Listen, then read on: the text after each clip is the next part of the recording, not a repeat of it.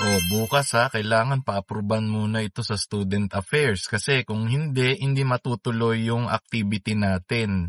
Karamihan ng mga universities dito sa Pilipinas o kahit sa ibang bahagi ng daigdig, meron tinatawag na Student Affairs Office kasi napakahalaga ng ginagampanan nila lalo na pagdating sa welfare ng mga estudyante. Ang role ng Student Affairs madalas ay may kinalaman sa mga aktibidades na ginagawa ng mga estudyante lalo na sa loob ng campus. Halimbawa, mayroong mga student fair, yung mga concert. Kasama na rin dito ang pag-recognize ng mga student organization sa loob ng isang universidad. Siyempre, kailangan tignan muna ano ba ang purpose, bakit ka nagbubuo ng isang student organization, kung ito ba ay co-curricular o extracurricular. Co-curricular kung ito ay may kinalaman sa program na kinukuha ng mga estudyante. Halimbawa kung ito ay society ng mga civil engineer, ng mga arkitekto, ng mga teacher, ng mga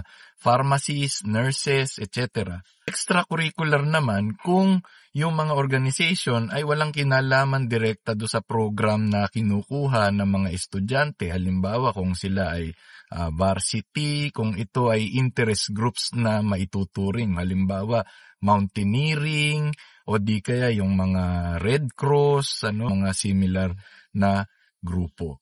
Sa kanila rin dumadaan ang mga waivers.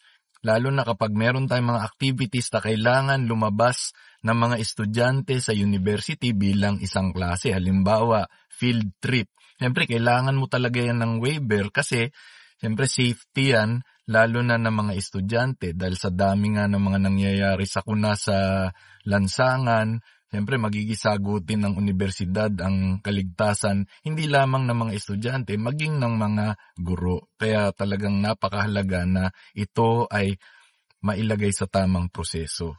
Sila rin ang tumatayong advisor ng student council ng isang university. Siyempre, ang student council, napakahalaga yan para makapagparating ng hinaing o kaya makapaggawa ng mga malikhaing activities ang ating mga estudyante at merong boses sila na kakausap sa administration ng nasabing university kung sila ay may nais iparating.